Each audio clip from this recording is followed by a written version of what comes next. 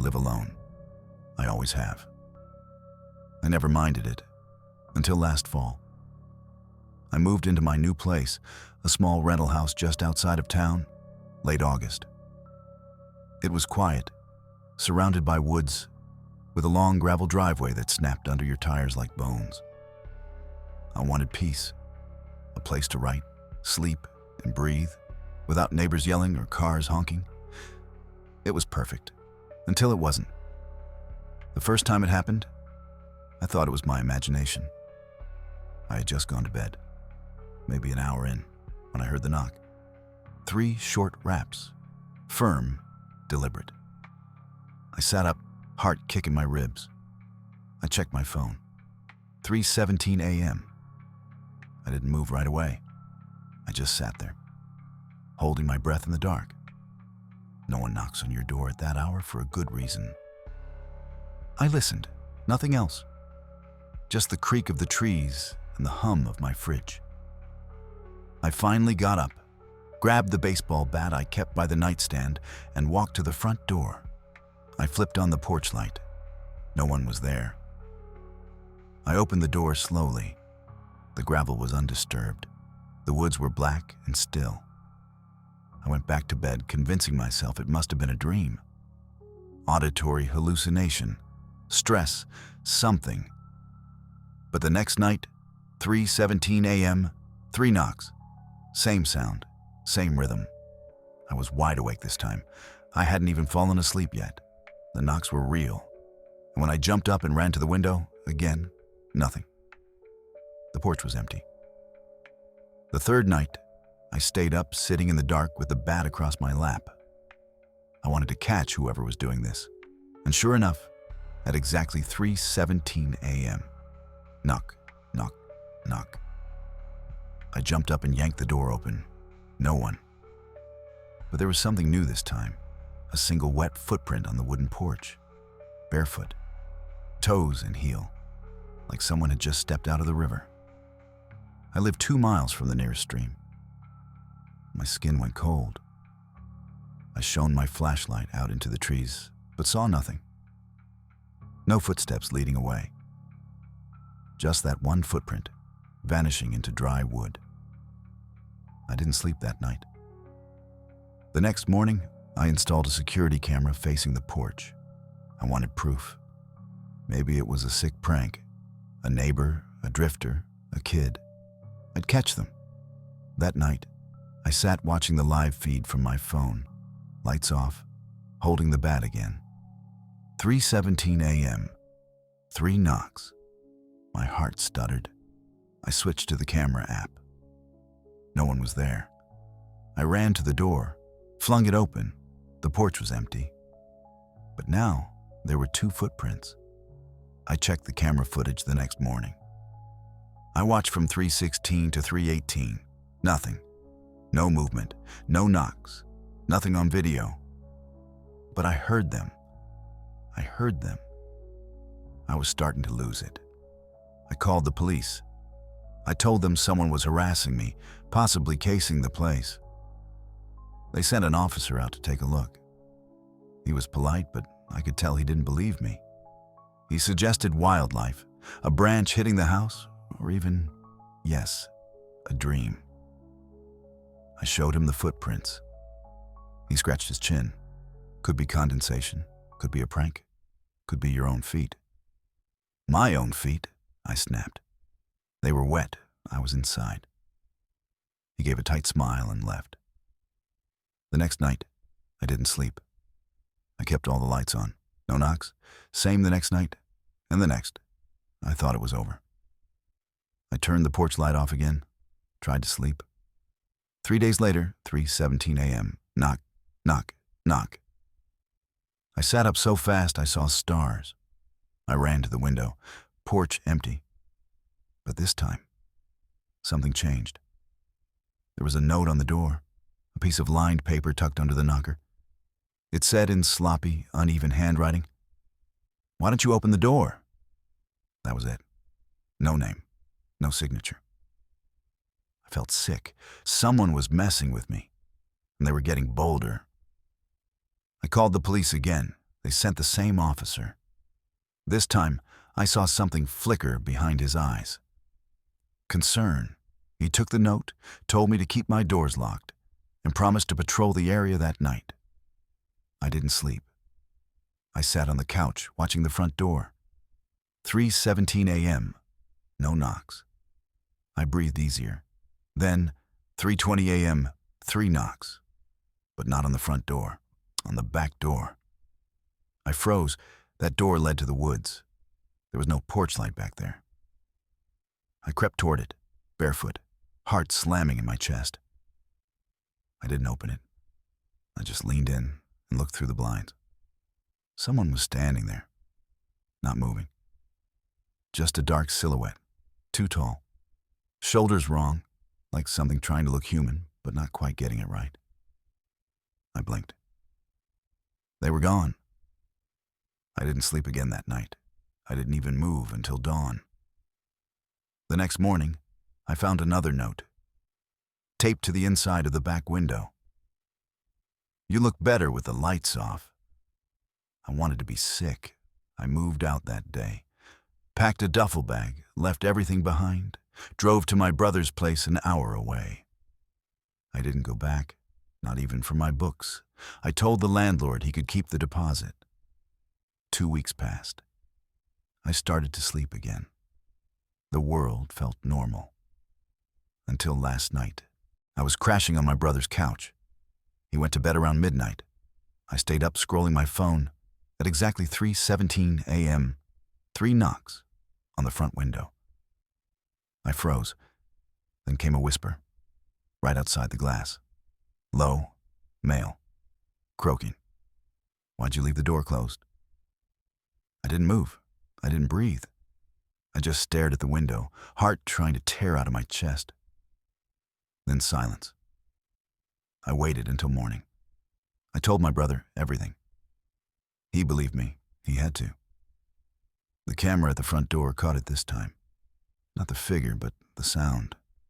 3 knocks. And then, whispers. We went to the police. They said they'd investigate. But they didn't find anyone. No fingerprints, no footprints. Nothing. That was last night. Tonight, I'm writing this with every light on. It's 3:12 a.m. I'm scared to look at the clock because I know what happens at 3:17. And I don't think locking the door will stop him this time. I never thought isolation could feel so alive. It wasn't the creaking floorboards at 2 in the morning, nor the occasional groan of wind through the cracked window pane. It was the sense of watching. I moved into this old farmhouse on the outskirts of Greene County to escape. The cramped apartments, the relentless city noise, the memories that wouldn't leave me alone. I wanted peace.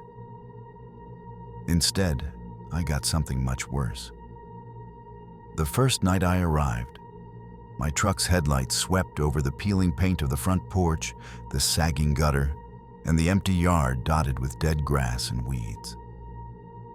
I parked under the lone street lamp at the end of the long driveway. Its one bulb flickered like a warning.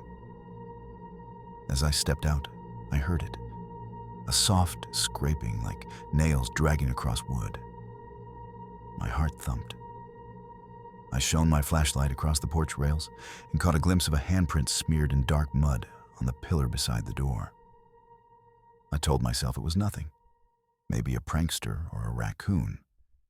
Still, I snapped a picture on my phone and pushed inside, locking the door behind me. Inside smelled of damp rot, with a faint, sickly sweet undertone I couldn't place. I loaded my bags into the bedroom and settled in, telling myself I'd finally get a good night's rest before diving into my manuscript edits in the morning. But at 3:12 a.m., I woke. My digital clock glowed in the darkness. For a moment, I registered the suffocating silence, then heard tapping against my bedroom window. Fingernails or branches? I held my breath as the next tap came, deliberate and heavy. I sat up and saw, pressed against the glass only inches from my face, a pale outline of a person or something wearing a mask. The window was closed. I grabbed my phone to call 911, but the bars were gone, swallowed by the house's thick walls. I flung open the bedroom door and rushed down the hallway. Outside the window, only the skeletal limbs of an elm tree swayed in the wind. I convinced myself it had been a dream and forced my eyes shut. But sleep refused me. At sunrise, I discovered shallow scratches running down the hallway wall, too neat to be rodents, almost message-like. My hand trembled as I traced them. Beneath, scrawled in what looked like charcoal, were two chilling words: "Let me in." They were fresh. There was no way ash or mud could spell letters so perfectly. I spent the afternoon hunched over my laptop, researching the house's history. Built in 1887, it had once belonged to the Cole family. Mrs. Cole vanished one winter night. Her body was never found. Rumors said Mr. Cole lost his mind, but no records of violence existed, just a whispered ghost story. That night, I set up a low-light motion camera in the hallway and connected it to my laptop beside the bed. At 2:47 a.m., its soft chime jolted me awake. I peered at the live feed. A tall, thin figure in a dark coat drifted into view beneath a single bulb. Its head tilted, listening. I could see a camera dangling from its neck, the lens reflecting my light. The figure lifted a hand to touch the words on the wall. I wanted to scream, but fear clamped my throat shut. Then it slipped out of frame, and the hallway went black. I stayed pressed against the mattress until the camera shut off. Morning brought a breakdown. With phone pressed to my ear, I circled the living room. No service. I opened every window. Still nothing. I screamed until my throat burned, grabbed my keys to flee, then froze at fresh, muddy footprints on the rug. They matched the ones outside, leading straight to the front door, but stopping at the threshold. No exit prints in the dirt. I called my friend Alex the next day, desperate for company. He climbed the porch steps and turned ghostly white. Inside, he saw the scratches, the handprints, the footage. "You need the sheriff," he said. I shook my head. No signal. He helped me barricade windows and tie doors shut. When he left at sunset, promising to return, I realized how alone I truly was. That night, I lay on the living room sofa, huddled under a blanket, unable to sleep. At first, I heard only the house settling. Then came the whispering, raspy breathing just beyond my bedroom door, like something slithering. My heart froze. The sound drifted down the hall, circling toward the living room. I dared not move. Minutes crawled by before silence reclaimed the house. A glance at my watch read 4:03 a.m. On the laptop's webcam feed, a shadow glided toward the staircase. I shut the laptop and stayed still until dawn. Daylight offered no comfort, only that sickly yellow glow filtering through boarded windows. I packed a bag, phone charger, laptop, clothes, and a small hatchet I kept for chopping firewood. Each time I paused, I felt eyes on my back. I turned. Nothing but old floorboards and oppressive silence. By noon, I'd loaded everything into my truck bed. I sat in the driver's seat, engine off, staring at the narrow country road flanked by dense woods. My phone buzzed. 1 bar. I dialed 911. After 2 rings, a calm voice answered. I gave my location and every detail I'd lived through. She said a unit was 2 hours away. 2 hours in this house felt like a lifetime. I hung up and saw fresh footprints leading into the woods, big, boot-treaded prints with no return trail. I locked my doors, started the engine, and for the first time in days, pressed the gas. Tires spun on gravel, and I sped away, stealing one last glance at the farmhouse in my rearview mirror. On the tailgate sat a single muddy handprint, too deliberate to be forgotten. I drove until the morning sun burned the mist off the highway, my knuckles white on the steering wheel. Every mile felt like I was tearing myself away from something that wanted me to stay. Back there, with the farmhouse breathing behind me, waiting. But I couldn't go back. Not after what I'd seen. By the time I reached the sheriff's office, my legs shook so badly I had to lean against the wall to keep from falling. The deputy listened to my story with a polite nod, pen poised over a report form. When I finished, he sighed and told me to wait while he called the county patrol. I sat in the small waiting room, the fluorescent lights buzzing overhead, and stared at my reflection in the darkened window. I looked broken, paranoid, the kind of face you'd see in a missing person poster. When the patrol car finally rolled in, 2 deputies got out, rifles slung across their chests. They asked me to show them the photos on my phone, the handprints, the scratches, the motion cam stills of that dark figure. My thumb trembled as I swiped through each one. They exchanged glances I couldn't read, then ushered me into the back seat of the SUV. The ride back felt surreal. I pressed my face against the glass, watching trees slide by without the slightest indication that anything untoward lurked among them. The roads were empty. No other cars, no farm workers, nothing. Just the silent expanse of fields and woods, broken only by the distant hum of cicadas. When we pulled into the driveway, the farmhouse looked quiet, almost normal. Deputy Ramirez approached the front door and knocked. "Sheriff's Department, open up." His voice echoed against the weathered wood. We waited. No answer. Ramirez motioned for me to step back. The other deputy trained his rifle on the door as he kicked it open. It splintered under his boot, and we filed inside, rifles raised, commands on our lips. The hallway was empty. The motion camera lay on the floor, its lens shattered. Muddy footprints trailed down the hall, exactly as they had before. But this time, they led to the bedroom, instead of away. The deputies surveyed the damage, the torn curtains, the overturned furniture, the dull smear of charcoal on the walls where "Let me in" had once stared back at me. And then they saw it.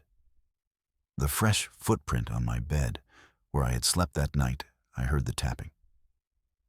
A single boot print pressed into the mattress. Ramirez called it in. "We have evidence of an intruder.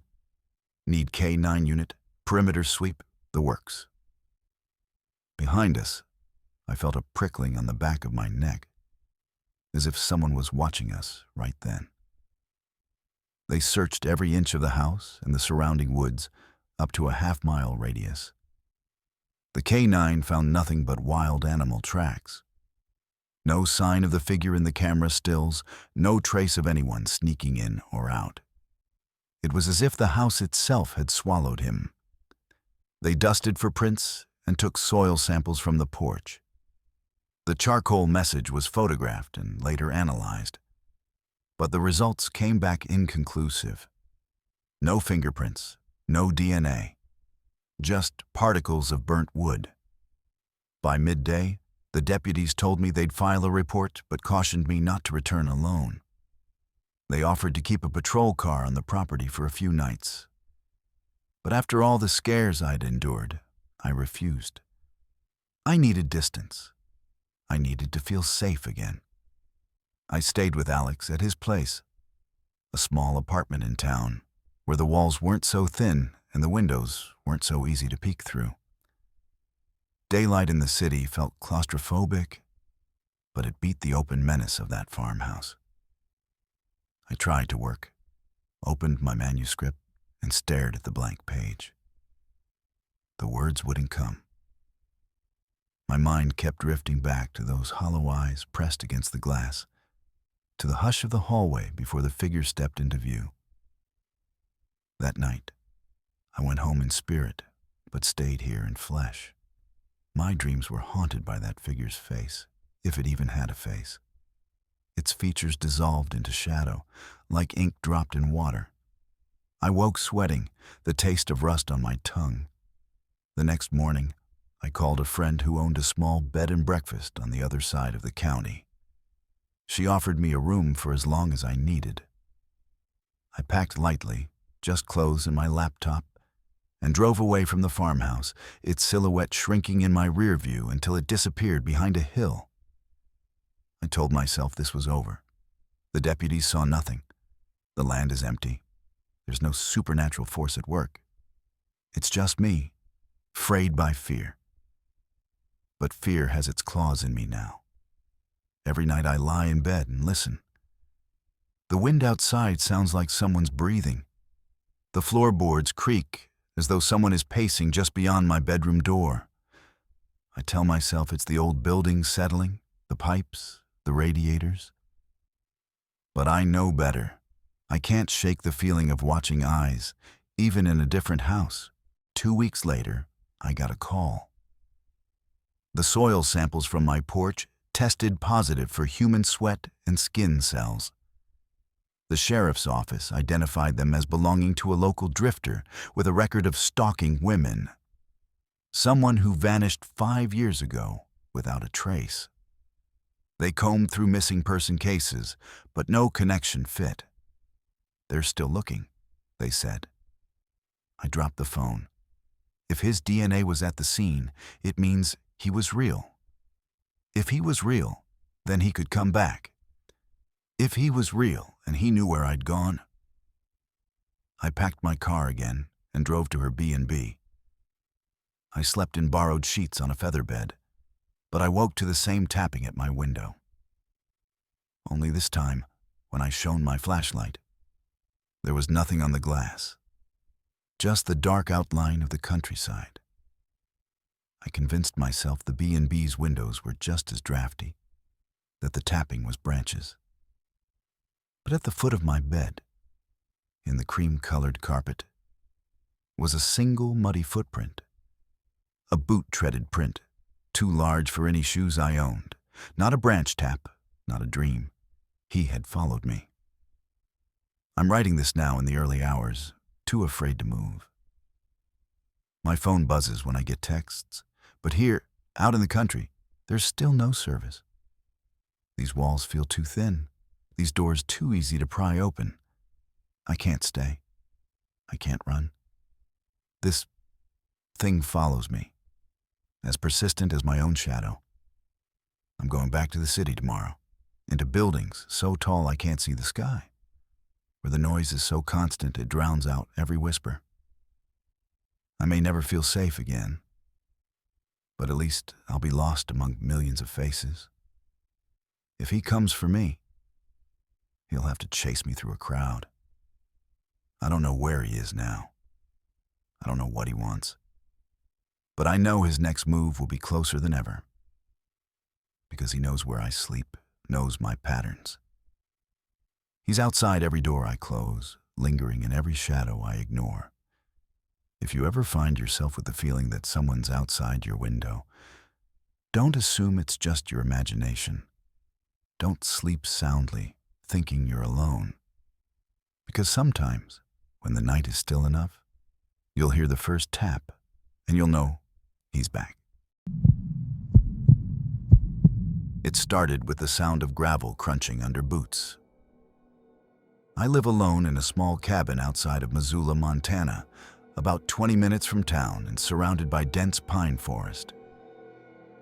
I moved here after my divorce, just to get away from people, traffic, and noise. I needed quiet. I didn't expect that quiet to turn against me. It was a Thursday night, cold, early October. I had a fire going, the kind that makes the whole house crackle and smell like cedar. I was in my recliner, dozing off to the dull hum of a late-night talk show, when I heard it. Crunch, crunch, like footsteps on the gravel drive. Slow, deliberate, one step, pause, another step. I muted the TV. Silence. I sat up listening. The cabin has motion lights out front facing the gravel drive.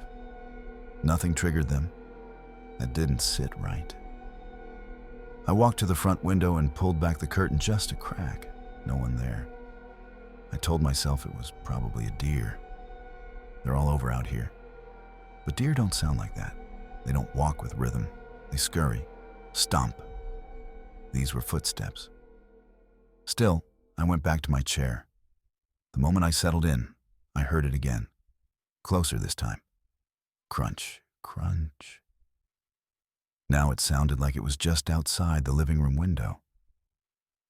I jumped up and turned on the porch light. Still nothing, just trees and empty gravel. But now my heart was pounding. I opened the front door and stepped out onto the porch. Hello? Nothing. Just wind through trees. Then I noticed something off. The motion light wasn't on. I walked down the steps and waved my hand in front of the sensor. It didn't turn on. That light always works. I turned to look at the forest, then glanced back at the porch, and my stomach dropped. There were wet boot prints on the steps behind me. Fresh, leading up to the door. I hadn't noticed them before. I ran back inside, locked the door, and grabbed the rifle I keep behind the coat rack. I stood there, adrenaline shaking my hands, staring at the front door like it was going to burst open. I called the sheriff's office and told them someone might be on my property. They said they'd send a deputy. But I knew it would be at least 30 minutes before anyone showed up. That was 28 minutes too long. I sat there, gun across my lap, lights off, listening. I kept expecting to hear something, glass breaking, the doorknob turning. But there was nothing. Until I heard a knock on the back door. 3 soft knocks. I nearly dropped the gun. My back door opens onto a small deck that faces the forest. No porch light back there, no windows to see out, just the door. I crept through the kitchen and stood there, listening again. Another knock. Not loud, just intentional. I didn't move. Then, suddenly, my phone buzzed. A text. Unknown number. Why are you hiding? My breath caught in my throat. I didn't reply. A second text came through. You looked right at me. I looked at the front window again. That's when I realized. The window reflected just enough that if someone was in the trees, hiding in the dark, they could see me pull back the curtain earlier. I had looked right through them, and they were watching. I turned off the phone and backed away from the kitchen door. Then I remembered something terrifying. I never locked the back door. In my panic, I'd only locked the front. I rushed to it and grabbed the handle, just as it turned from the other side. I shoved it shut with everything I had and threw the deadbolt, heart hammering in my ears. Whoever was out there tried once more to turn it, then stopped. I could hear breathing, right on the other side of the door, low and steady. Then silence. I stood there for what felt like hours, gun raised, expecting a shoulder to slam through at any moment. But it never came. 10 minutes later, red and blue lights cut through the trees out front. A sheriff's cruiser pulled up. I ran out to meet them. There were 2 deputies. I told them everything, down to the texts and the wet boot prints. They searched the property. Nothing. No one in the woods. No boot prints left. Even the ones on the porch had somehow disappeared. I showed them the texts. The number was no longer active. They said it was probably a prank, maybe a drunk hunter. Told me to get some rest. But I didn't sleep that night, or the next. 2 days later, it escalated. Saturday night, 2:13 a.m. I woke up to a loud bang. Not outside, inside, like something heavy had fallen.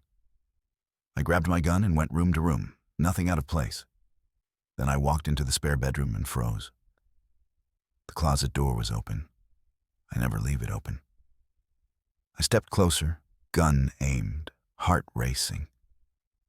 Inside was a small pile of gravel, just like the kind from my driveway. And on the wall, scratched into the paint with what looked like a nail, were the words, "I'm already inside." I ran outside, jumped in my truck, and drove straight to the sheriff's station. I spent the night in their lot. When we came back in daylight, the message was gone. The gravel was gone. Everything looked normal. They started to look at me differently after that. I could tell. Whispering, asking about stress, sleep deprivation.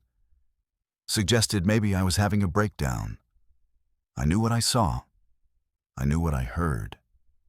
I installed cameras around the house that day. Every corner, every window, infrared, motion activated. I even put a baby monitor in the spare room. I didn't care how paranoid I looked. And for 2 weeks, nothing happened. No texts, no footsteps. I started to think maybe they were right. Maybe I'd imagined it. Let the isolation get to me. Until last night. I was watching the footage from the night before, just checking the logs like I always did.